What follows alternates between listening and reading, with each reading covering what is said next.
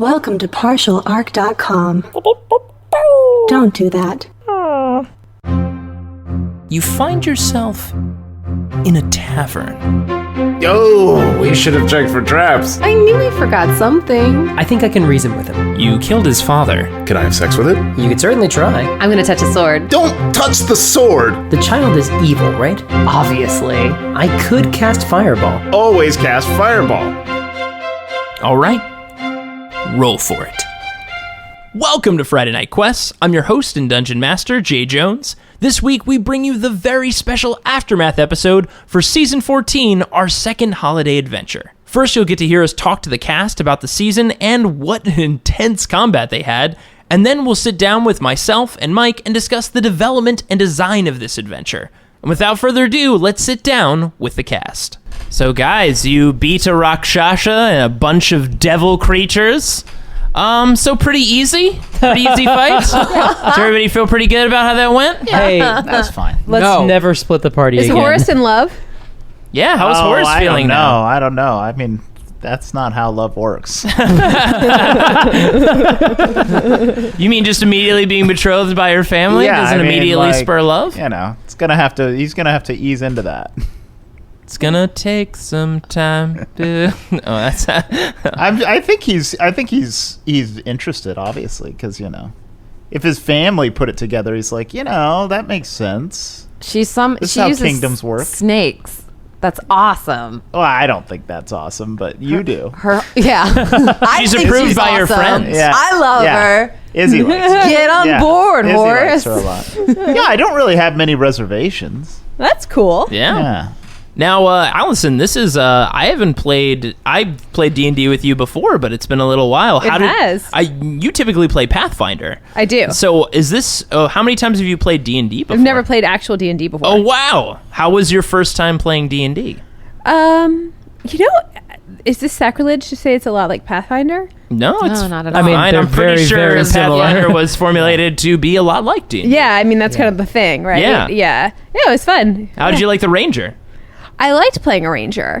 I always play D&D with a horse. It's a thing. Yeah. Oh, I remember. I remember when we played, I was a bard and you were a cleric on a horse. Oh, that's right. You rode on the back of my horse. Yeah, and you specifically had like a horse handler that followed us around. Oh, yeah. And Oh, Jeremy yeah. was actually the DM. Yeah. And this is fun for me because that was actually the very first time I ever played anything like D&D. It was Pathfinder. Oh, yeah. But it was the very first time I'd ever played anything like it. I had such a good time, and it was a lot of fun playing with you as a cleric on your horse with, I guess, a horse handler who was just the worst. I was an oracle. He never wanted to help anybody. Oh, that's dope. He was such a dick. Yeah, he was like my servant. Yeah, he was. Yeah. And what was he had a name? You named him. I think it was like Olaf or something, and Yeah. he just never wanted to do anything. Yeah. Well, no, it was because I always had to drag him along on adventures. Uh-huh. And He was I had to pay him a lot more. And he was like, I don't want to go in that haunted woods. And I was like, it's fine. It's gonna be fun. To be fair, we went to a lot of terrible places. Yeah, a lot of really horrible, dangerous places. Yeah. Yes. Like So we're paying him a lot. it was very fun and nostalgic for me to see you back playing a similar Pathfinder-like game on a horse. Yeah. It's fun. It's fun to have a horse. I mean, my horse kicked ass. It did. It killed, I think, like 3 kicked different ass. devils. Yeah, Yeah. literally kicked a ton of ass. It could almost have, at this point, a Gandalf level, horse that kills demons. It's a level or 5 horse that kills horse. devils. Yeah. Or Yeah. devil killer or something. Oh, right. It could have a special name. A special tag. Levity Devil Killer. Levity slash Levity the devil killer. Levity the Yeah. devil killer. I mean, That's actually that works. I think when you kill at least 2 devils, you can probably call You're yourself now devil killer. Yeah. That's enough to establish a pattern. I don't think many people have that going for them. It's more than I've killed. So, would you guys say that this was one of the more dangerous adventures that you'd had? I feel Oh, like gee, it's I just don't know, only Jay. getting more dangerous. It's just getting more dangerous. Yeah, because we've been in danger before. I've had oh shit moments when we were falling. Yeah, that's And what it I'm thinking wasn't too. necessarily something attacking us. It was just the scenario that was very dangerous. But this one, we not only had a scenario that was dangerous, but we also had characters that were extremely dangerous as well. So the last campaign to that was, I was like, oh man, the Underdark. Okay, well, what's the worst thing that could happen above the ground? Oh, Oh, I was so wrong. I was so wrong. Having none of your stuff too. That's Yeah. That's Yeah. a recurring theme on Bahamutmas because Oh, yeah. you got attacked by assassins in the middle of the night last year. You right. only You didn't had have like your a armor. chair to defend yourself. Yeah, that's right. You had your sword, but that was it. Yeah. Here's At the least thing. you had. Well, it wasn't even Taurus at that I point. very thoroughly enjoyed everybody's improvisation of getting their weapons. I like that Alison Ysolde was very quick to be like, all right, I need all my shit. And you just quickly went up and got all your weapons. Yeah. Sweeney's character, Mike, I think I very much enjoyed your improvisation of like, okay, I need to get flowers and Oh, yeah. fleece, ways to trick people into giving you spell components. I thought Yeah. that was very clever. Horace, I loved the your trick of going in and grabbing a makeshift shield and grabbing a short sword. I was like, I'm gonna be useless without something. So. And I mean, Izzy's always very functional as a bear to turn Yeah. into animals. So Yeah. I wish I. That's actually. I don't have any weapons anymore. I don't even have a dagger. I just have my staff. We gotta get you something. We gotta get me something. Yeah. something. kind of additional stabby don't weapon. throw it in lava. But That's the thing too. Is like we keep giving you stuff, and you're just like, whatever. Oh, yeah, I did do that. Didn't Yeah. I? You're like, I don't want I this don't need anymore. this. To lava. You got rid of your longbow. I don't remember. Oh, I did. when. I got rid of it. I sold it. Did you? Yeah. All right. I never used it. It was useless. It's like 9 hit points. I'm like, what's the point? So I got rid of it. It's useful when you run out of spell slots. That's why I still have a It is dagger. useful when you run out of spells. So, guys, I have to say this adventure was a veiled comparison to a specific film that I enjoy. Now I'm curious. I'm pretty sure I did a very good job of hiding it. I'm curious if anybody here can guess what that film was. I feel like we missed the part that was going to be Die Hard because we went off the rails so hard. I feel like you had this whole Die Hard scenario, and we went so deep off the rails. How do you mean? I think you guys got pretty close. Instead of being, look, I thought you guys might have been deep in the vault, fighting upwards instead of fighting downwards, like John McClane in the Nakatomi building. Interesting. Yeah, that's kind of what I was going for. When you guys like spouted off, I was like, oh shit, like we should fight. We should assume a defensive position. Like, because like it actually was a little messier. Yeah, it was actually way worse that we left the vaults. Yeah. Yeah. I mean, we should have gotten all of you, and I should have used all my spell slots and Yeah. teleport. But then, God, I still ended up burning through almost everything I had because I felt like John McClane when I was literally jumping out windows Yeah. wearing no armor. I know. That was That's true. That's true. There was a lot of broken glass. I should have Yeah. called out a few more times Yeah. where you cut your feet on broken glass. Yeah. And also just for the fact sure. that you're just like half naked, just Yeah. Or you were in a nice silk shirt down to your navel. Yeah. I mean, I was in finery. Yeah. I was fighting in finery. Just like I John actually was McClane. trying to find the right moment to say like, oh God, what is his Yippee-ki-yay? line? No. And it's like they said, "Come to Bahamutmas. Oh, yeah. Have a good time." Have a few laughs. Yeah, but I just couldn't find a good time. I was waiting for someone to just say some classic lines. Yeah. Hans, Bubby. Yeah. I couldn't. I was looking for. You the can moment. use the Sphere of Annihilation to rip open this vault. I was looking for moments, but half the time I felt like I was like neck deep in horrific Yeah. devils. So I was Yeah. like, I don't have a lot of Yeah. time. I did for notice the one-liners. 2 blonde henchmen that were very similar. Yes. That were if one anyone had learned their names, long hair, one was had called short hair. Carl, one was called Tony. Yeah. Did you notice the short-haired one that was combed over died first? I did notice that. Yeah, long-haired. Now one we died have a second. machine gun, except we didn't get a machine gun. Except we just lost all our resources. It's just You got them all back. gradually. Now I've got a dead devil. Ho ho ho. Ho ho ho. Crazy shit. Just crazy shit. I vote that we just shop for the entire next campaign. Next season is all shopping. Yes, all right, I you heard it know. here first. go on a Exciting cruise. shopping Yeah. season. Yeah, do I get to inherit any family jewels? Here we go. Yeah. Well, if you marry him, you get access to the Oh everything. yeah, I want all that bling. All that bling in that vault. You're like determined to get a different. Well, you're gonna have to Her go. jewelry box threw me across the room. I want to see what's in it. Yeah, I know. I'm definitely going to be like, yo, mother-in-law. Like, Let me get access to some of that bling. I was trying to look for some magical stuff when your house was under attack, and maybe you could set that to be a little more recognizing of family. Someone's gonna have to find Gormo and get him an invitation to this wedding. Oh, yeah, that's true. Oh yeah, Someone that'd be will a have to nice find big him. episode. Well, maybe that'll be our next season. Oh We'll snap! have to see. All right, guys. Well, thanks for playing. Yay! Bye. Bye, everybody. Whoop whoop.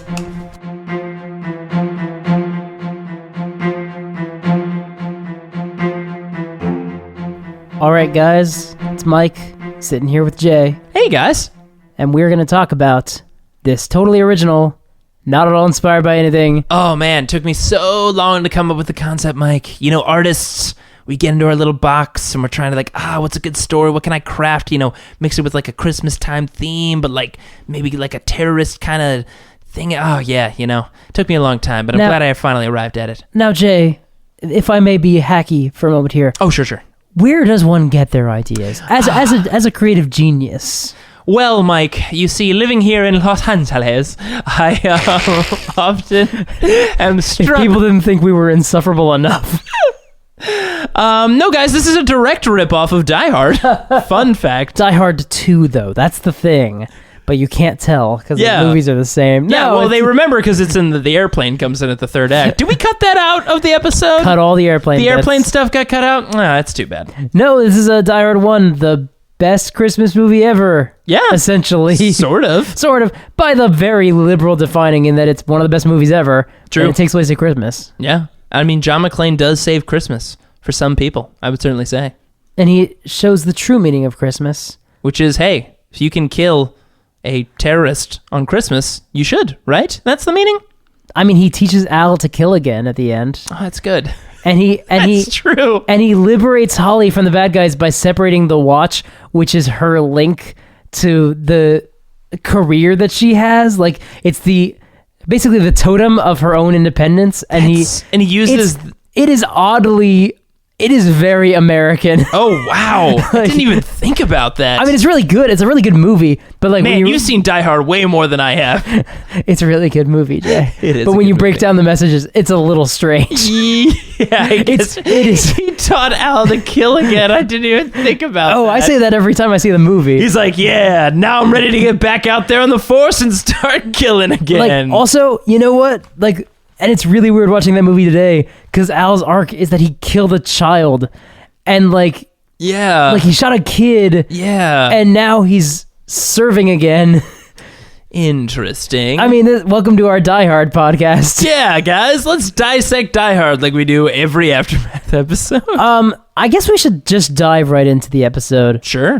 Dive right in. No, that's not a pun. That's not a good one. You almost made it a pun. It's so You really close. tried, though. I tried hard. Oh, It got doesn't some of that work pun either. back. Not good either. The wedding. Yeah. No, not wedding, but the engagement, essentially. Yeah. That was a big thing that we were hoping to get to when we finally got back to old Kempstown. And bringing in Ysolde was a great way to do that. And it's just an interesting new kind of character path, I think, for Horace. He's slowly been moving into a more adult kind of personality. He's trying to be more of an adult person, I guess you could say. He's trying to be more responsible. Yeah, and this is definitely a fun way to kind of force Horace into a position like that and just see how he deals with that new environment, that new pressure, that new kind of romance, considering his romance is weird, to say the least, with most characters and things. Yeah. And when we say most, we mean most. Yeah. Oh, yeah.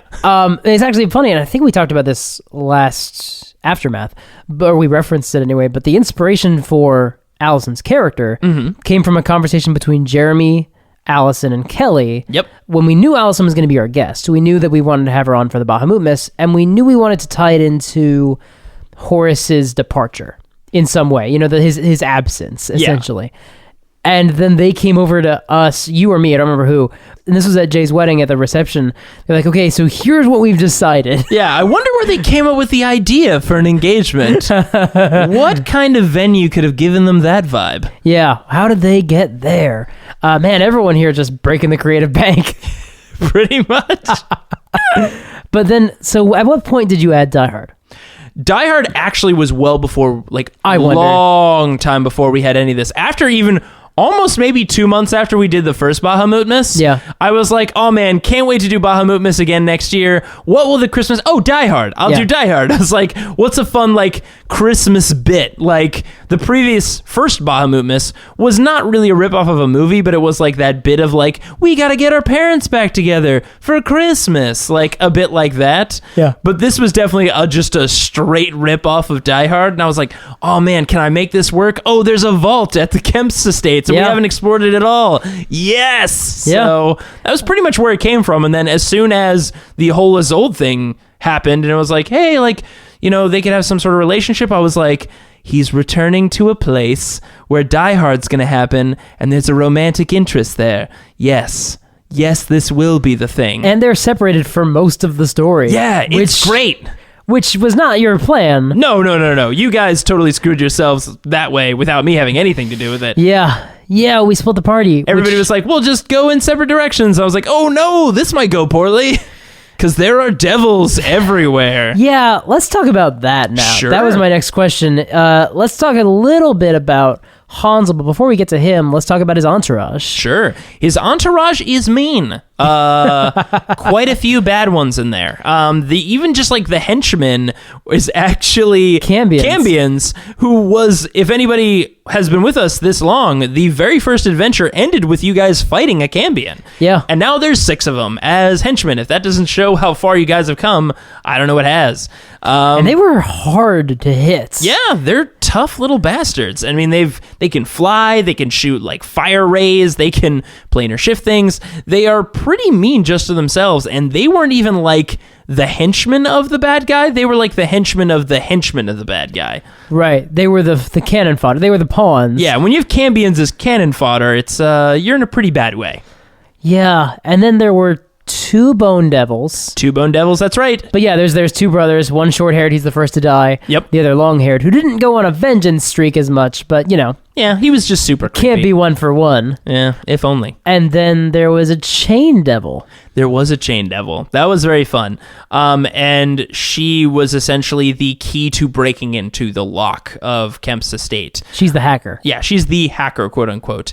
Well, actually, it's a combo. It's her as well as, and I believe I gave her, I forget the name, gave her the similar name of the hacker in Die Hard, but she is the hacker to break. I don't think we ever heard her name on the show. Right. So. It never came up. Yeah. But breaking into the vault, she was responsible for getting down there, and then of course Hansel was the one with the crazy orb of annihilation that was going to be breaking into the vault itself. Theo is the hacker's name in Die Hard, right? That's right. So her name was Thea in this adventure, but nobody asked. But she was basically, as a chain devil, responsible for the big vault door. If people remember from when they were like kind of storing things in there, it is like kind of guarded by the gold keepers. Mm-hmm. And the last gold keeper, who I don't think it was ever revealed, the gold keeper actually, the very last one, entire face and ears and everything is covered. The last gold keeper is actually blind. And to kind of have that security be top notch, the person can only understand who you are if you make a certain like motion, because they can sense like motion and movement in the air. That's how they know, and like it's changed on a regular basis. These are details you probably don't need to know. No, they're interesting though. That's what we do the aftermath for. Yeah, but basically the gold keepers are there as like the ultimate security. Like even if you know the passcode, they changed to like each of the gold keepers know a different passcode. Yeah. So she was going up and saying a different thing to each one, and then doing a sweeping motion and a different passcode to the last one, who really the passcode is a feint for the last one. It's more the sweeping motion. Again, another added layer of security for the gold keepers. And that stick that the one is holding is there that if, hey, you do the wrong motion or you say the wrong passcode or whatever it is, he pulls the stick and it just drops basically a door over top of the entrance, and you just can't get in. The door, the stone is massive. It's not meant to raise. There's no way to raise it. It takes a very long time to raise that door. It is meant to drop it. Now, that said, if someone had, for example, a sphere of annihilation, or for example a chain devil who literally manipulates chains, then you could raise it yourself. They do that. That's true. So yeah, chain devils are specifically called that because they do manipulate chains. It's actually part of their powers, which is pretty neat. And she was specifically there as a hacker, quote unquote, to hack the door, because they weren't gonna like learn the passcodes from the gold keepers. They were just gonna go up and kill those gold keepers and then just raise it. Brute force their way through. Yeah. And then Hansel has the sphere of annihilation, and that is, that takes care of most locked safes. But I did, make it difficult for them. It does take a while down there. That big crazy safe down there is a treasure trove for a silver dragon. So silver dragons don't play. If you've got a vault that you protect and you have time and money to build it, it's going to be pretty secure. But, sphere of annihilations are basically mini black holes. So what are you going to do? Yeah, they're little balls of the disintegrate spell. And that's not good for people. No, not for anybody. Let's talk a little bit about our tactics in Yeah. this episode. So here's what happened. Allison and I were hidden early on and used that to our advantage, sort of. Sure. And once we finally got together, we could actually start strategizing.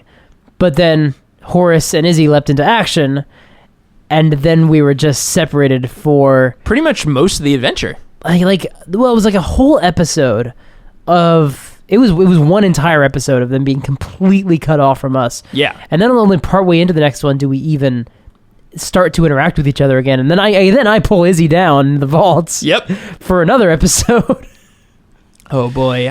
When you jump down there with them, I mean, I've killed you before, so it's not like anybody who's listened to the show knows that, like, I don't pull punches if you put yourself in those kind of situations. No, I didn't expect you to. And I mean, I've dropped you guys out of color pools like 3,000 feet in the air. So, like, I also, like, set you guys up in pretty dangerous situations. But when you dropped yourself down there with Izzy, and there was now everybody knows at this point, spoiler alert, a Rakshasha, who was Hansel Gravier, and then basically a bone devil as well as a chain devil, just the two of you, and you guys had been using spells, and Izzy had been getting some serious damage dealt to her. I was like, Yeah. oh, this is actually like, Sweeney might die, and Sweeney's died before, but guess who's probably gonna die? Izzy, the one who knows how to resurrect everybody. And that's a pretty big deal. I don't think Izzy has ever been put in such a dangerous, compromising position as she actually was in this adventure. This was I think the closest she's ever been To going down. death, yeah. That bone devil in the beginning, that in the very earlier part of the fights when you guys were separated, that was actually pretty close to taking her out, just the bone devil itself. Because Izzy rarely gets hit that hard. Like, she is usually, if she's in combat, she's a elemental of some kind at this point, or she was an animal, but usually now if she ever turns into an animal, she almost always gets knocked back to Human form. half elf form, because of the amount of damage that's being dealt to her, because the animals don't really scale. Yeah. I mean, she can become bigger animals, but the animals she changes into don't just gain more health points. Yeah, So- it's not like the bear is going to have 150 HP. no, but that's why the elementals are a nice move. Unfortunately, because she turned into a swarm of bats to get away, Yep. she couldn't turn into an elemental. Which, look, one of my favorite bits of the entire adventure, just turning into I'm bored, turn into a swarm of bats and just fly to her room. Which is amazing. That was fun. I mean, we should real quick go back and talk about some of the shenanigans leading up to. Oh yeah, there were a lot of great shenanigans in this. There was a lot of adventure. good stuff. So when we introduced Allison, she really kind of came in and played the heavy, sort of, the person who she knew was kind of, and you gave her some direction as well. I did ahead of time. But like when she came in and just like was very no nonsense, and she's listened to the show, like she knew at least some of what to expect. That's true. And Sweeney is someone who resists Now, those kind of characters at all times. Yeah, anyone who wants to tell him what to do, he has very little interest in. And it was really fun because you and I had talked prior to the recording about the Tiamat cloak. Yeah. And I knew This is something nobody else knew was No. coming. And I even knew very little, but Oh, that's right. I told you. you told me that you wanted this type of cloak made, and I was like, "Oh, that's really nice." And then you added one little detail, but like I wanted to burn away at one point, and I was like, "Okay, this is going to be like some like what is it? Hunger Games type like, ooh, look, it's a regular was. cloak. Now it's on fire." And Yeah. by on fire, I mean it's going to be like I thought it was going to be a red dragon again. I thought you were going to pull the same red dragon bit, but the fact that it was like a Joseph's Technicolor Dreamcoat Yeah, exactly. of like chromatic dragons, I was like, oh geez. Yeah, that was fun though, because like I was just sitting on that, and like Izzy was being very like open about like, wow, we don't really follow rules, and then I'm just like sitting on this going like, Sweeney's annoyed, but he's also gonna play it cool for a little bit because he still needs to go to the dinner to pull off this great prank. Because like, and I'm just sitting there just like, oh my god, And he's gonna no- be such an asshole. And nobody likes a prank more than a stressed out, militarized, foreset Bahamutmas. Oh, man. There are just guards in the dining room now, and everybody's super happy about seeing a chromatic dragon robe. It was really fun though, seeing Horace come home and getting to have his conversation with his brother about Randy's death. Yeah, Jiggyhor, his heart to heart with Jiggyhor, and that was a new thing as well of kind of we'd introduced these characters a year ago at Bahamutmas before, and then now we're revisiting them. Obviously, some things had changed. And fleshing them out a little more, too. Yeah. Establishing things about them that we've never had. To be fair, they were a bit of a bit before than they were actual characters. Yeah. Jiggyhor was a funny name that Jeremy came up with on the fly. Yeah. And one of them, I don't remember which one. I don't even think we knew which one. But one of them just had a kind of like a surfer bro accent and stuff. They were just kind of like the Wizard Brothers. Yeah. It was world building. But now we are taking that world and we're making it smaller by examining it and saying, okay, literally making it smaller, Randy is dead. Yeah.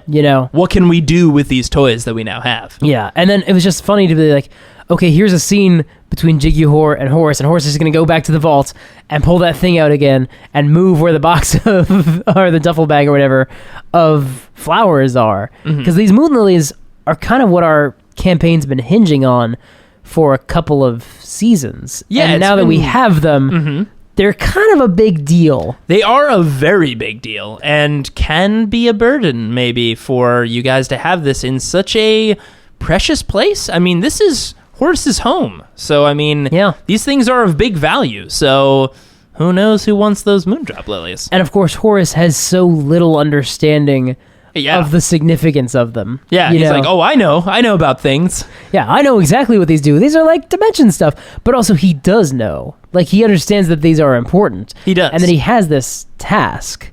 But then also, he's just like, yeah, I'll pull them out again and show them to my brother. It's like, Horace. Oh, boy. Horace, buddy. Maybe keep these a secret for a little bit while longer. Now, speaking of the vault, you mentioned to me that you thought we were going to handle the vault and the invasion and the home invasion totally differently. Yeah, I'd set up a few things in the vault area to play some fun bits with and to play like some interesting ways for you guys to engage in combat. Because very early on, it was going to be set up that you were going to be without your weapons. Yes. And then that's true. That was a main priority. And obviously and armor. Yeah, and armor, yeah. And the idea was to have a bit of that reflection of the die-hard feeling of like, I'm alone without a weapon. Oh, I've got one gun with like a couple bullets in it. And no shoes. And no shoes. Yeah. And it was supposed to have that feeling. And Scrappy, of course, you guys like really got into some trouble, especially Izzy and Horace, who had to like improvise with like chair and like weapons he found in the guards' rooms and things like that. Ysolde and I were able to equip ourselves. That's true. And then we were separated from the action for a significant enough time that like once we got paired up again with our allies, like they were fighting people much longer than we were. Oh yeah. Like they were in trouble. It was like a constant engagement, and it shows because Horace and Izzy are basically I would say, you wouldn't say like the beat sticks, but the muscle of the group, because Izzy can take a lot of damage because she has those different forms she can drop into, which can absorb a lot of the hits, and Horace is, he's a fighter. He is a high-level fighter who can really take hits and really dish them out. So, yeah, and she deals a lot of damage too with her spells. Oh yeah, which is what the thing I was going to say earlier is that she can deal a lot of damage. She usually isn't in the fray when she's doing it. Right. That's what was really screwing her up this time. That's true. And with how I had set up the vault, I had hinted early on that there were some old derelict traps that used to be in there. Yeah. So like I think I'd said like there was like a swinging like buzzsaw and like a couple blades and some things like that. And I had set those up that if, hey, at some point, Hansel Gravir and Thea, not Theo in this, we're going to break in with the other Bone Devil, and we're going to be coming down to break into this vault. And this was a way for you guys to, without your weapons, maybe manipulate or mess with some of the traps in the vault to see about a way to kind of delay or to hurt them, essentially, early on, kind of Home Alone style, this Die Hard setup. Hey, I've got animate objects. I could have literally, made those saws and things swing down and come to life. So those were a couple different ways that I saw you guys kind of messing with the environment. I didn't see you guys being separated for that long. Right. And I also didn't see Horace definitely being without his armor and weapons for that long. Well, you took his armor and weapons, I did do that, but I guess I thought that you guys were first priority was going to be go equip ourselves, but Horace and Izzy just like went off and did their own thing. Well, and I was the problem like, well, there was that there was like, it was very difficult to get everyone because we weren't all together and because Dimension Door only allows one other person. True. And because I slammed the door. That's true. You did. But like, even if it hadn't been slammed, they weren't going to be able to leave because they were so prominently featured in the scenes with Hansel. That's true. You know, he wasn't he was going to notice if they left. Look, I didn't make it easy on purpose. I know that, Jay. We're high-level characters. And I have to say, there was a slight enjoyment of watching the things or different creatures or people attack Hansel with me knowing that he was a Rakshasa, because Rakshasas are brutal. Yeah. Like, they have abilities, one, that they are just immune to weapons that are not magical. Like, yes. they're immune we should start talking about the Rakshasa now that we're on it. Yeah, fair enough. And I mean, like, immune to bludgeoning, piercing, and slashing damage from things that are not either magical weapons or wielded by, like, a magical weapon and a good creature. Actually, a magical weapon wielded by a good creature, like I think a lawful good or even maybe even chaotic good. I think even chaotic good. If you're good, actually does extra damage to a Rakshasa, and it's really fun because also in addition to that, they can just nullify spells 6th level or lower. So they are, they can just be like, nope, you can't do that to me. And there was a moment, it breaks my heart, even re-listening to it, but I couldn't say anything, because there was a moment when Izzy was about to use a 7th level blight, I think it was, and she put it on the Bone Devil. Mm-hmm. And at that point, Hansel was back, because her fear was like, okay, these high-level spells didn't work on Hansel, we had to use really high levels. What if they don't work on either? So this was his fear. But really, it was just more about doing damage. But in my head, I knew Hansel was a Rakshasa. So you knew that a 7th level would hit him. I knew 7th level would work on him, which is why you kept clarifying. Like, so the demon. And she's like, the demon. And you're like, which one? Like, who? Because, you know. Yeah, they could all be demons. Yeah, or devils. Technically, they're all devils. Yeah. Yep. So it's like, it was a good question. But she was like, no, the Bone Devil, or, you know. And in my head, I was like, I had to go along with it. Because Sweeney doesn't know what a Rakshasa is. Well, Sweeney might know what a Rakshasa is. Sweeney has not seen this guy ignore a spell. It hadn't happened yet. Because I cast Maze on him, which I can only cast at 7th level or higher. You know what I mean? Like, and he can't make a save. 8th level. And he also, of course, he has advantage on saves, which there is no save for Maze. There's not even a save to get out. It's just a check to get out. So he goes, whoop, he's gone. He's just gone. I mean, he's smart, so I knew he was going to get out. And I gotta say, getting the polymorph off on Thea, the Chain Devil. Oh, God, that saved our lives. And she had advantage, too, and she rolled pretty badly. Yeah. And turning her into that, what was it, a little, like, worm? Snail. I think it was a snail, yeah. Like, turning her into that was, like, that was key. That was clutch. To surviving that fight. That removed her from the fight. Because she would have been real bad. And then, again, Izzy was fine in that fight because, like, there were other people to take damage. You know what I mean? She was far enough away that, like, the Bone Devil didn't deal enough damage to dispel the polymorph. She took some damage, but she made her saves. But, like, yeah, I knew in that moment, I was like, God, I wish I could just... And I do metagame from time to time. I don't mean to. But there's that moment of like, oh shit, a Sphere of Annihilation. Sorry, I don't necessarily know if I know what that is. But also, I'm playing a wizard, and like, I do know a lot of stuff. That's true. So I have an Arcana of 10, so like, I'm pretty intelligent. So you're like, pretty well read. Like, if I was playing a barbarian, I would really have to stifle that stuff down. Yeah. But it's what is that big sphere thing? What's a big ball? But like, barbarians could be smart. Mine would not be. If I was playing my old Minotaur fighter, I would definitely tamp down. Maku the Gregarious? Oh, I love Maku the Gregarious. Oh, man. We'll have to bring him back at some point, maybe. We'll have to, yeah. Or he may just be sacred to our game. Off in Four Feathers land. But I was like, God, I wish I could just whisper in his ear, hey, please cast that on Hansel. Please hit Hansel with the 7th I think she killed the Bone Devil. Or she definitely did kill the Bone Devil. I think she killed the Bone Devil, or at least put him to a... She killed both of them with Blight. Oh, she did? They died the same way. That's pretty awesome that she took them both out. So I don't... Is Izzy John McClane? I mean, kind of. She was the least... Well, not the least equipped. I mean, Horace was. No, Horace was also... I mean, Horace ended up getting a sword, and he found, like, some armor in that. But she had some... It was just the fact that she... yeah, I guess she didn't have her staff, and she couldn't transform. That was the thing that because she lost all of her transformations. That was the thing that really nerfed her. Yeah. And then being caught by the Bone Devil in the hallway. That was ruinous. Mm-hmm. That was really, really bad. That was really bad. Yeah, that scene actually, that was going really poorly with how that fight was going. And I was like, ooh, this could be going a lot worse than I expected. Bone Devils are a lot stronger than I thought they'd be. Yeah, it was. And it was just the fact that they had really good rolls on her. And I guess, tell me as a player, did the creepiness factor of Bone Devils come across? Because I was trying to make them appear as creepy as possible. They're pretty creepy. Stretching their limbs and their heads and their fingers and things like that. Yeah, it was unnerving, certainly. They're unsettling. In the book, they look very unsettling, and just imagining these kind of tall and lanky people becoming even taller and lankier and their fingers extending, just very unsettling to me as a mental image. They were creepy, yeah. But yeah, Bone Devils. Fun times, right? Yeah, it was rough. Hey, it was a rough episode. We can talk about at least at the end. You guys got some sweet loot. We did get some sweet magic items. We did get some sweet, and we all got together. It was really like inspiring, like that moment when we're all together again. It was like the Avengers. I will say it was a really fun ending of like Avengers style of people coming down, feather falling, like landing. There's a Bone Devil there, and you guys all unanimous. I think Horace like came down and like stabbed the Bone Devil like 3 times. It was a very epic like hero's entrance. We're all together now. Hansel is returned. Like kind of beat the bad guy at the end. Yeah. It worked. It worked out really well. We very well could have died. You could have gotten hit by that sphere of annihilation and gotten all kinds of dead again, and maybe not had any piece of you left. I turned to Izzy and I told her, if this doesn't work, you will not be able to bring me back. Yeah, that could have been the end of Sweeney right there.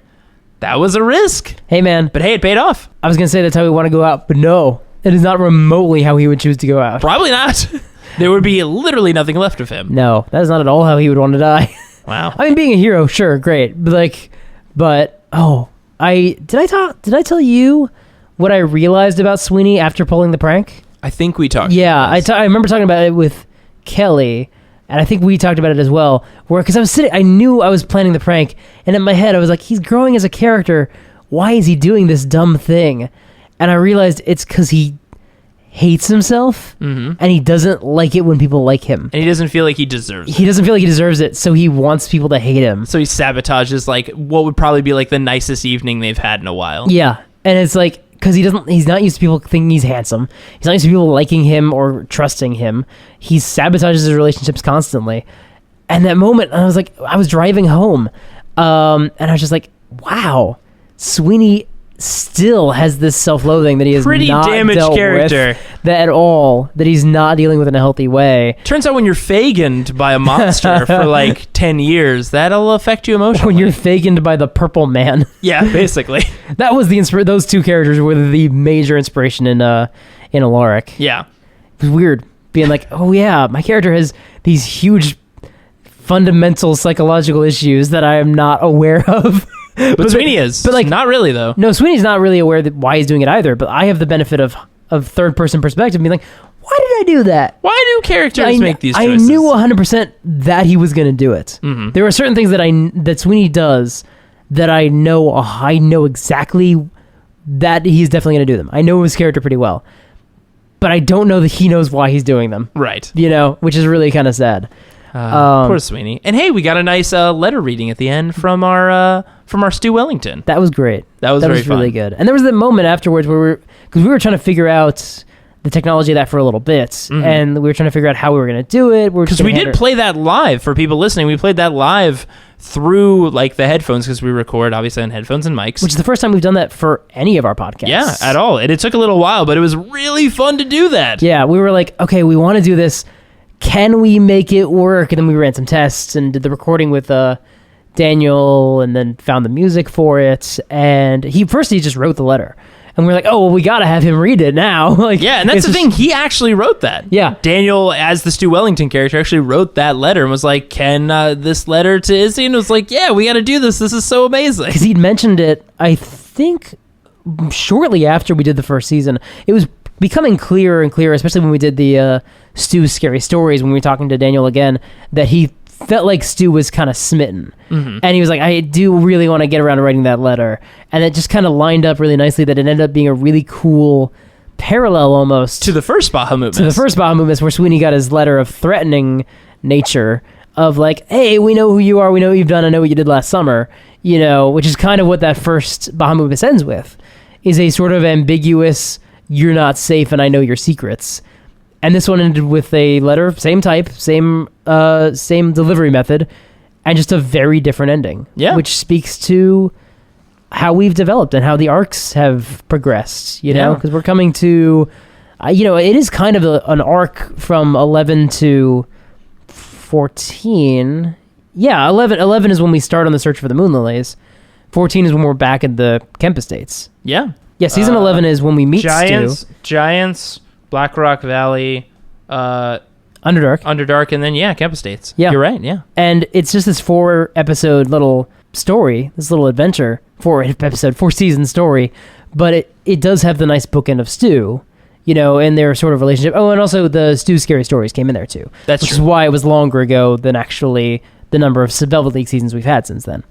And it's been this sort of trajectory of the darkness of like what's going on and this Moondrop arc, but to bookend it really nicely with the Stu relationship, which is such a great unexpected thing that came out of season 11. Yeah, that was really, really fun. How Daniel and Stu and Izzy, Daniel's and Kelly's characters kind of had that like out of nowhere romantic relationship was really, really fun. Yeah. And something like we had all kind of like hoped would happen somehow on the show. Well, not between them, but just in general. Yeah, Kelly had definitely we've talked about this, I think, when we did season 11. Kelly had talked about having some sort of romance for pretty much anyone. Yeah. I mean, like certainly Izzy, but like in this season as well, she came in with this plan. I'm going to get Sweeney laid. And she kind of touched on it about halfway through the season, but like everything else we do, we have these plans, and then like we actually start rolling, other things come up, we get sidelined, and then we get killed. But then like to come into it and be like, we kind of got to pay off a relationship. We get to show that these characters are progressing. Yeah. Like Horace is engaged. Izzy's pen pals with this wrestler who's twice her age. Sweeney is still apparently emotionally damaged, but is being a better person. Yeah. Doesn't choose to be a better person, but his choices in the moments. Like, his premeditated actions are shitty. Yeah. Like, his premeditated actions are bad, like, harmful. But I will say he made a very selfless choice at the end of this adventure. Yeah. He threw himself at Hansel saying, it's either going to be him or me in this leap, and luckily it was Hansel. And then I had to realize, like, my strength is really bad. I'll just take the amulet. But like, I came in there with like the plan. I'm just gonna push him. But then I realized, like, no, I have to just get the amulet off him and then leave the fighter to do the fighting stuff. The dichotomy of Sweeney is that he does good things when he's provoked, but when he's given a chance to decide to do something in advance, he just makes the wrong choice. Most of the time, that's true. Yeah, it's just like, that's kind of who he is right now, Well, I mean, you can't heal all wounds immediately. No. Take a little bit of time. And if anything should indicate the future for you guys, I mean, how that adventure ended, it's probably going to be smooth sailing from here on out till everything's going to be great. I mean, the Moondrop lilies are safe down there, and like you got a nice letter, and like everything's going to be fine now. Remember all the times, listeners, in season 14 when Alison points out Jay's shit-eating grin? What? That's crazy. Anyway, everything's going to be great. Anyway, that does it for this episode of Friday Night Quest. We're going to leave on this totally uplifting last words. That's a weird phrase. Anyways. I don't trust Jay right now. Bye, everybody. I don't know what's going to happen. I don't like it. Jay just bought a new monster book. I did. Thanks for listening to this week's episode. The Velvet League will be taking a little time off as the cast enjoys a New Year's hiatus. But next week, we'll be back with another installment of The Adventures of Gormo. I'll be playing Horace's ill-treated dwarven manservant, and Mike will be running the adventure. And you're in for a treat, because I'll be joined by some returning special guests. Hilary Levi will be returning as Rialma Ritan, the tiefling rogue from Season 8. Daniel Fernandez will return as Stu the Maniac Wellington, the half-orc bard / luchador from Season 11. And Alison Fox will return as Ysolde, Horace's bride-to-be, as she seeks out Gormo and attempts to bring him back into the family fold. That adventure begins next week, so be sure to join us for that. And if you haven't listened to Season 8 or 11, go check them out. They're a lot of fun. And they'll help you get psyched up for what we have in store. This episode included music by Kevin MacLeod of Incomptech.com. You can find the track listing and credits in the show notes. Photos and character art can be found in the show notes on partialarc.com. And while you're there, why not check out some of our other podcasts, including Because Comics, where Mike Christensen and I talk about the weird and wacky stories of comic books. If you have any questions about the show, you can email us at FridayNightQuests@gmail.com. You can also follow us on Twitter, Instagram, Facebook, and Tumblr, all under the handle Partial Arc. Thanks for listening, and we'll see you on the battlefield. Yeah, I'm gonna loot the body. So, how much experience do we get? Well, now we have a skeleton army, so that's pretty neat.